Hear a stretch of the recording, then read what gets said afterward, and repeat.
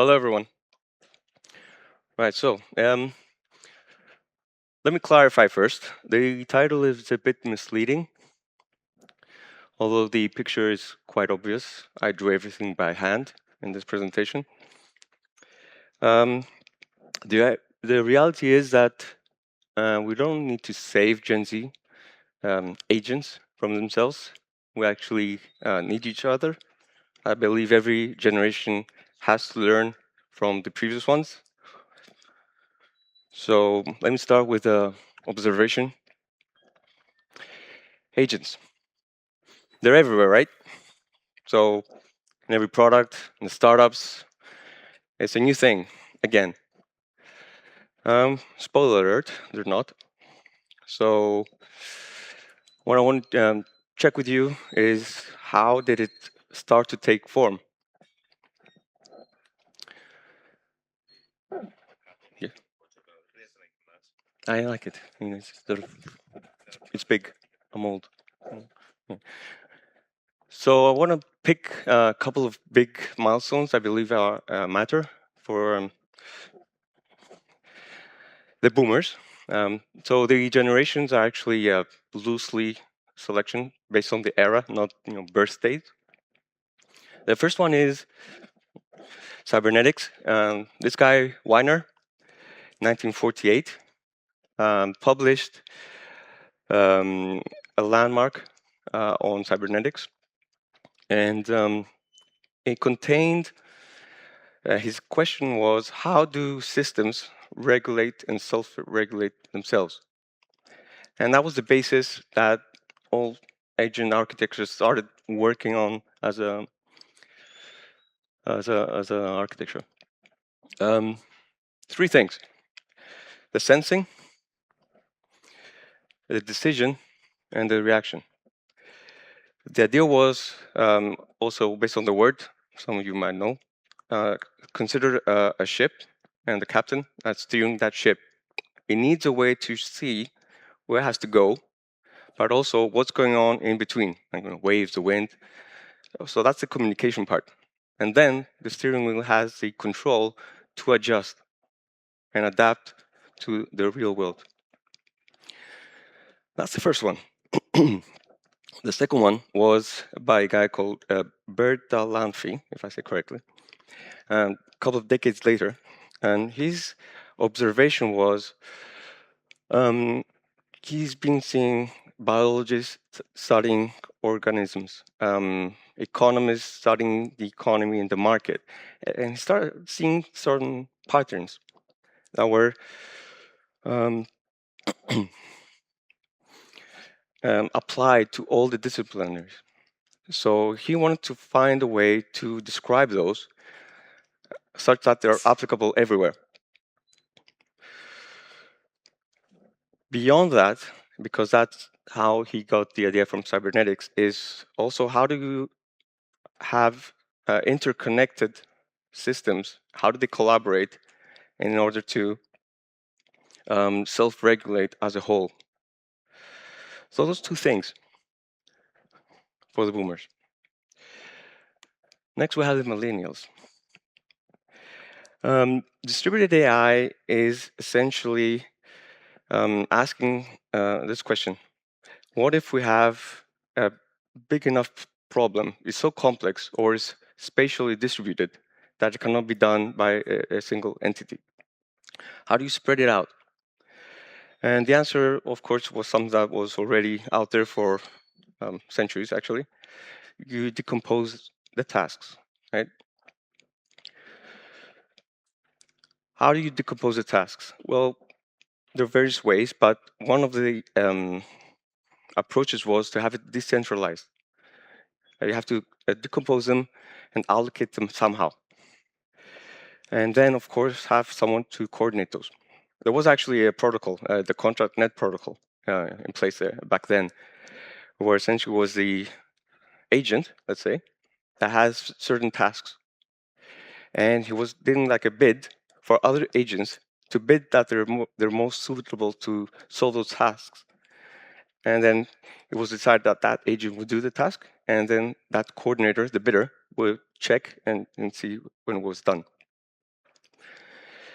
That also gave more ideas and was formalized by multi-agent systems.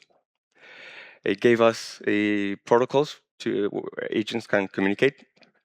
Some of the veterans here might know FIPA and KQML, a foundation for intelligent physical agents, and the knowledge query meta language.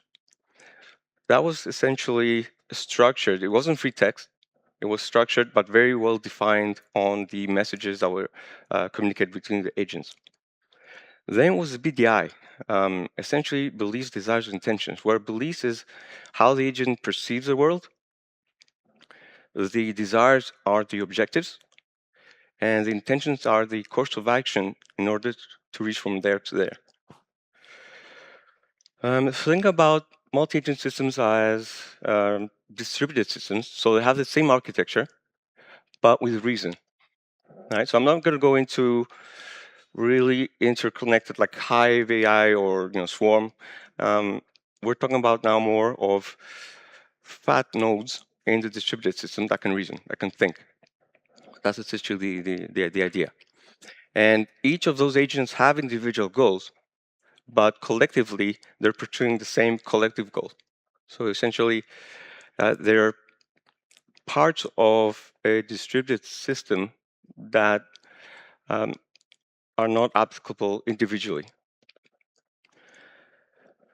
I think that's the main two things I want to select for the millennials.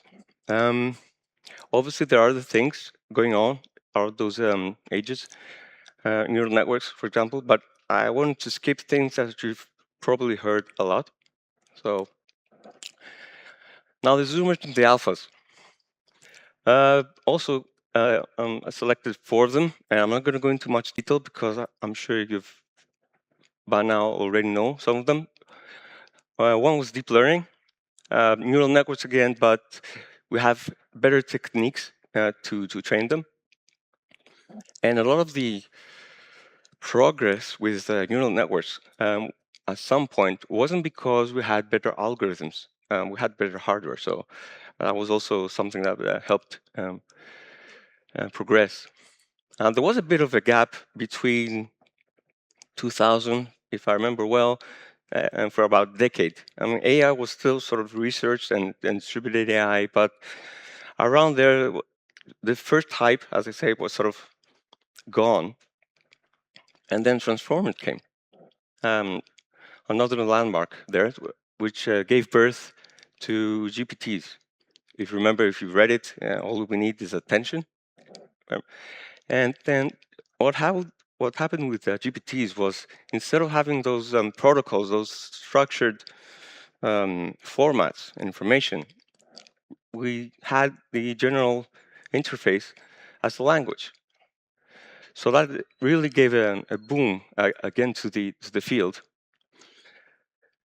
And of course, ChatGPT, well known, that was the interface moment. And suddenly everyone was using an AI, and we could easily call certain systems AI. So some key differences. Millennials. Back then, in order to build this multi-agent systems was quite a nightmare because it took months. We had a lot of upfront design to do and modeling. And practically, based on my own experience, at some point it's stable enough, but you have these sort of little bugs or issues that don't appear frequently enough in order to make it really, production ready, especially for critical systems. Now the engineering was structured, it was explicit, and although it took,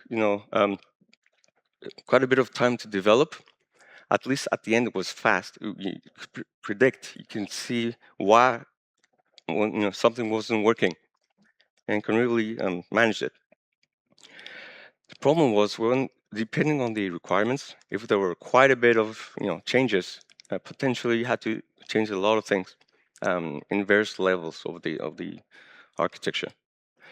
You did your best to have predefined roles and coordination, but there was a give and take, obviously. Now the zoomers and the alphas.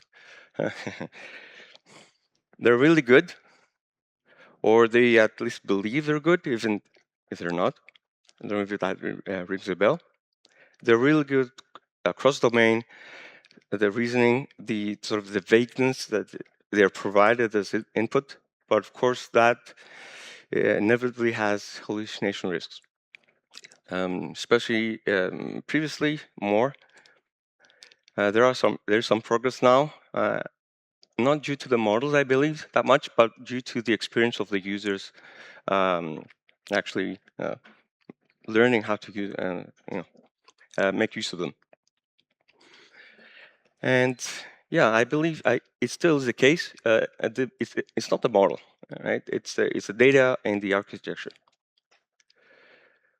It's really quick to prototype things and make proof of concepts, with the downside, of course, of us seeing too many of those cases. So I would say I'll select some items to suggest. I'm pretty sure, and I'm very open to discussion later. I really like to have the interaction. So I would say focus on the architecture first, not the model. Make sure your system is designed properly, structured from the beginning, and then apply the models where it actually makes sense. Uh, AI is not a silver bullet. Make sure your agents have specific roles, scopes, and how they communicate with each other, what they're actually sending to each other. Bound them to specific tasks and roles. And also, because as developers, we tend to be a bit of a fashionistas. So new technology comes, arrive, sort of a rush to use it. Um, Keep the focus on the protocols and the tools based on the requirements, the actual requirements that you have at the time. They're going to change anyway. Now, of course, about this, I don't mean that you start, coding like it's 1999 again. Obviously, use the coding tools that are available, but make sure you configure them. It's just like the prompting, right? If the prompting is not good, the output is not going to be good. So make sure you, depending on the models and the tools that you're going to use, make sure they're properly set up. And actually, they've made it more easy to do that in the tools. What else? Actually, well, the last one is actually I'm very passionate about design patterns and enterprise integration patterns.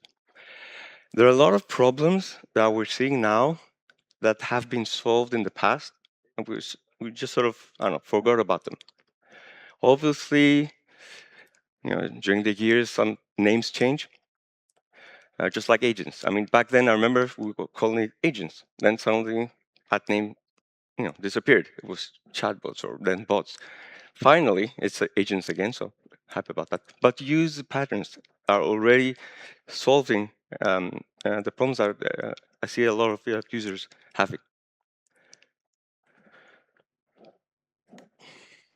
I'm going to skip. I think I'm running out of time.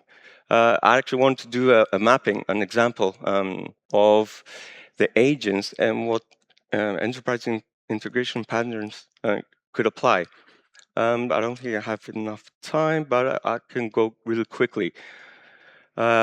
Message router is where you want to check where a certain message, it could be an email, right? So we have an email. You have an email, you want to see which agent can manage that email and work on it. Then you have the extraction, or grab the information from that email. So you have a pipe that goes through filters and transformations of that data to the output that you want. Then you want to validate it, see what's going on. Obviously, the human in the loop. You want something that a human can check. And of course, the execution, where there have the correlation ID. Imagine the emails, and you have a thread. You want to be able to correlate past messages and information in order to have a proper context. So pretty much what it says. You can have structure without the capabilities. You can't scale. You can't scale. Capability without structure, it can't be trusted. And I believe you're seeing that a lot these days. So that's pretty much it. Thank you.